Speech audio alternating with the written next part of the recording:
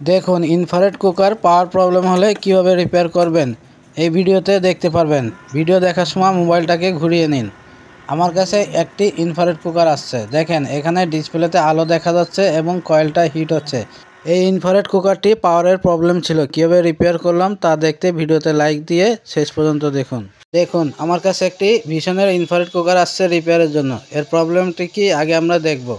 দেখুন প্লাগটি আমি লাইনের সাথে লাগিয়ে দিয়েছি, তারপর ডিসপ্লেতে কোনো আলো নাই। এটাকে বলে পাওয়ার প্রবলেম। এখন এই চুলাটা খুলে আমরা রিপেয়ার করব। প্রথমে এই সার্কিটের কানেকশানগুলো সব কিছু খুলে সার্কিটটাকে বের করে নিয়ে আসতে হবে।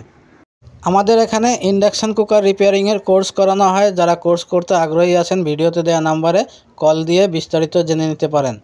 এখন আমরা ডিসপ্লে বোর্ডটাকে আলাদা করে রেখে শুধু পাওয়ার সার্কিটটা রিপেয়ার করব। কীভাবে রিপেয়ার করি এটি আপনারা ফলো করুন। এই সার্কিটের পাওয়ার সেকশনে 22 ওহমের একটি ফিজিবল রেজিস্ট্যান্স লাগানো থাকে। আমরা এই রেজিস্ট্যান্সটা খুলে চেক করব। আপনারা মিটারের দিকে ফলো করেন। দেখুন আমি এই মাল্টিমিটার দিয়ে চেক করে নিচ্ছি। এই রেজিস্ট্যান্সটি সম্পূর্ণ নষ্ট হয়ে গেছে। আমি এখানে নতুন একটি রেজিস্ট্যান্স লাগিয়ে দিচ্ছি। এই 22 ওহমের রেজিস্ট্যান্স না থাকলে এখানে পাওয়ারে ভোল্টেজ আসবে না, আর ভোল্টেজ না আসলে কাজ হবে না। আমি এখন সিরিজে লাগিয়ে দিচ্ছি। দেখেন এখানে সিরিজের বাল্বটি জ্বলতেছে। এর অর্থ হচ্ছে এই আইসিটি শর্ট হয়ে গেছে। এই পাওয়ার আইসি আমাদের খুলে নিতে হবে।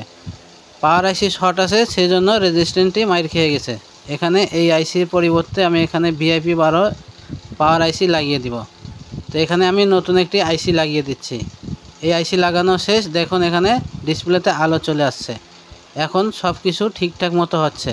তো এই ছিল আজকের ভিডিওটা ভালো লাগলে ভিডিওতে লাইক দিয়ে শেয়ার করে দেবেন। এর বিস্তারিত দেখতে এর লং ভিডিওটা দেখুন।